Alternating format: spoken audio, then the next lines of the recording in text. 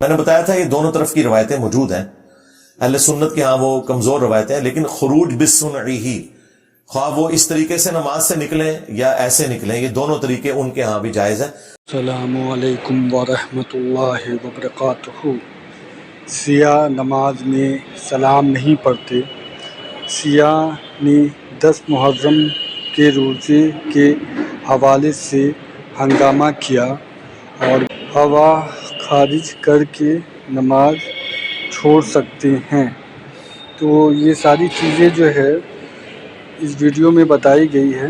تو آپ جو ہے اس ویڈیو میں دیکھیں گے کہ جو سیاہ کا جو نماز کا معاملہ ہے اور یہ ساری چیزیں جو ہم نے اس چیز کے بارے میں 10 محرم کے بارے میں اور سیاہ کے نماز کے معاملے میں جو بتایا، اس کے بارے میں انجینئر محمد علی مرزا نے بہت تفصیل سے ساری چیزیں بتائی ہیں. تو آپ بھی اس ویڈیو کو دیکھیں اور زیادہ سے زیادہ شیئر کریں، اور اللہ ہم سب کو ہدایت دے، صحیح راستے پہ چلنے کی توفیق عطا فرمائے. آمین ثم آمین. لیکن انہوں نے ایک ضد پکڑی ہوئی ہے ادھر، جو مفتی اعظم ایران ہے ان کے پیچھے ہمارے استاد ثاقب اکبر صاحب نے کہا، میں نے خود خامنائی صاحب کے پیچھے نماز پڑھی، انہوں نے دائیں اور بائیں سلام پھیرا. سلام پھیر کے نماز مکمل کریں یا یوں کر کے نماز مکمل کریں، یہ نماز سے نکلنے کا ایک طریقہ ہے، اسے خروج بالسنعہ ہی کہتے ہیں. ویسے حنفی تو بڑی ایک ولگر قسم کی بات کرتے ہیں، وہ کہتے ہیں اگر کوئی بندہ خود ہوا خارج کر کے بھی اگر نماز سے نکلے تو اس کی نماز بھی ہو جائے گی.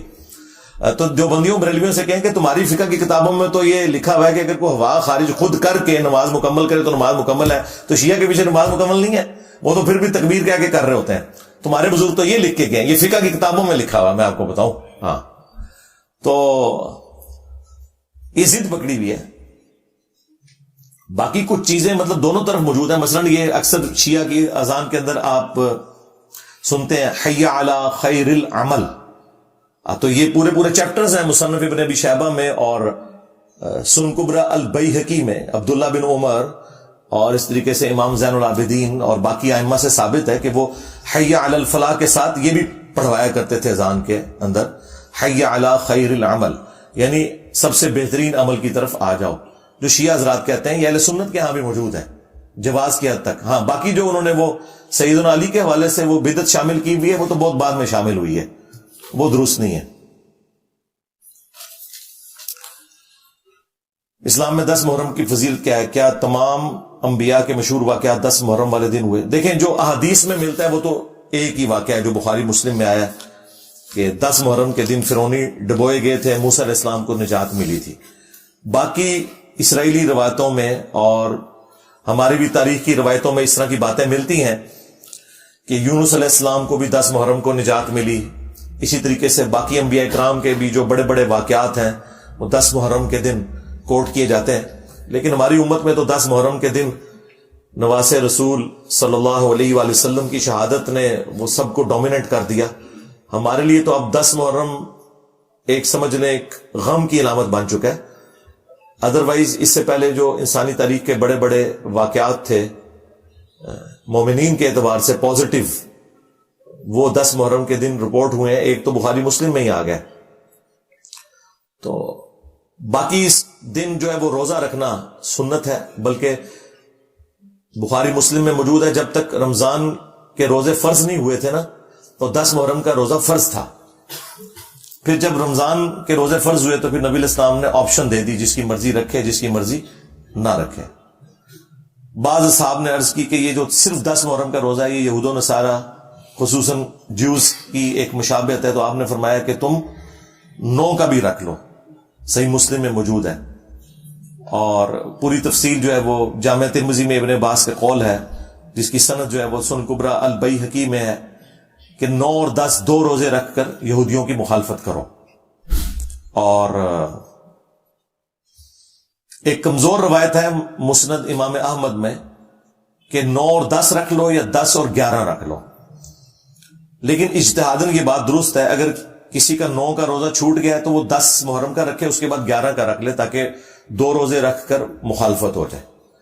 باقی جو شیعہ حضرات نے ہنگامہ کھڑا کیا کہ 10 محرم کا روزہ جو ہے وہ یہودی کوئی نہیں رکھتے تھے، تو وہ بھی میں نے 1.25 گھنٹے کا لیکچر دیا تھا اور وہ کہتے ہیں کہ آج کل کے یہودی تو کوئی نہیں رکھ رہے, اور وہ ڈیٹس کیسے میچ کرتی ہیں. میں نے پوری تفصیلی اس کے اوپر گفتگو کی تھی.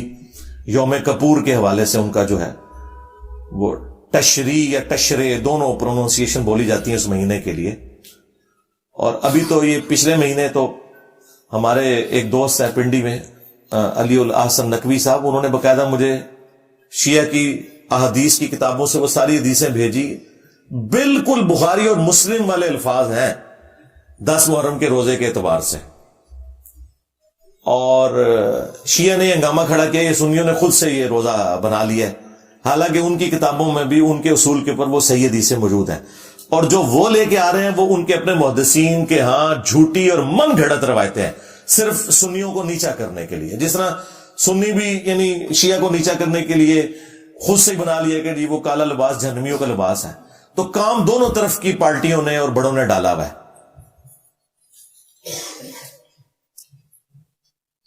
سید اور غیر سید کا نکاح اسلام میں قابل قبول نہیں, اگر ہے تو ایک یا دو دلیل سے واضح کرتے. جی دلیل اس نے دینی ہے جو یہ کہہ رہا ہے کہ قابل قبول نہیں ہے. قابل قبول ہونے کے لیے دلیل کی ضرورت نہیں ہے. اسلام نے جو حرمت والے رشتے سورۃ النساء کی آیت نمبر 23 میں بتا دیے ہیں کہ یہ رشتے ہیں جن سے آپ کی شادی نہیں ہو سکتی. اس میں کہیں لکھا ہوا ہے سید اور غیر سید. تو اب جو کہہ رہا ہے نا سید اور غیر سید کی شادی نہیں ہو سکتی, دلیل اس نے پیش کرنی ہے, اور ٹائم قیامت تک ہے. یہ ایک روایت کو انہوں نے آؤٹ آف کانٹیکسٹ یوز کیا, جو صرف ایک مشورے کی حد تک تھی.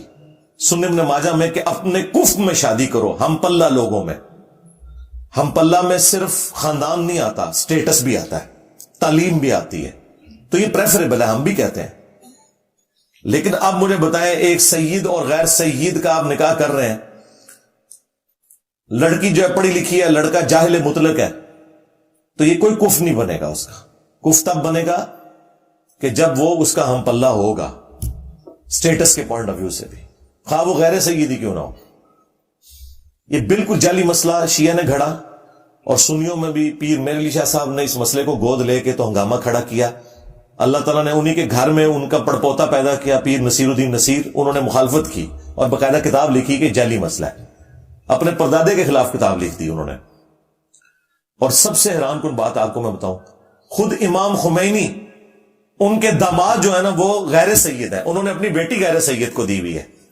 ہاں, یہ نہیں ہے کہ غیر سید کی بیٹی لی ہوئی ہے, اپنی بیٹی غیر سید کو دی ہوئی ہے. یہ جعلی مسئلہ بنایا ہوا ہے انہوں نے. کیا انسان تمام مخلوقات سے افضل ہے؟ قرآن کے سے حوالہ دیں. دیکھیں جی, قرآن سے کیا حوالہ دینا ہے, ہم آپ کو اب جذباتی طریقے سے اس پہ ٹیکل کرتے ہیں, آپ کو وہ سمجھ آ جائے گا. مجھے بتائیں, اس پلانٹ ارتھ پہ یا اس کائنات کے اندر اللہ تعالیٰ کی مخلوقات میں سب سے افضل پرسنالٹی کون سی ہے؟ محمد رسول اللہ صلی اللہ علیہ وسلم. اگر وہ فرشتے ہیں تو فرشتے سب سے بہتر مخلوق ہیں, اگر وہ جنات میں سے ہیں تو جنات بہتر مخلوق ہیں, اور اگر وہ انسانوں میں الحمدللہ تو انسان سب سے بہتر مخلوق ہے. اب اس کے بعد آپ 1000 دلائل بھی لائیں نا, ردی کی ٹوکری میں پھینکوں گا. ہاں, ویسے تو میں اس پہ آدھا گھنٹہ اور بول سکتا ہوں, لیکن میں نے نٹ شیل میں بات کی. اللہ تعالیٰ نے اپنا محبوب اور اس کائنات کا سب سے افضل ترین شخص جس اسپیشی میں پیدا کیا ہے نا وہ انسان ہے. انسانیت کو ناز ہے کہ محمد رسول اللہ انسان تھے صلی اللہ علیہ وآلہ وسلم. ملوکیت اور جمہوریت کو خلافت میں تبدیل کرنے کے لیے کون سے اقدامات اٹھانے پڑیں گے خلافت کے قیام کے لیے؟ جی ہم وہ جو کچھ ہم کر رہے ہیں اس کے لیے آپ اقامت دین اور پاکستان میں نظام خلافت میری ویڈیوز موجود ہیں, یہ آپ دیکھ لیں.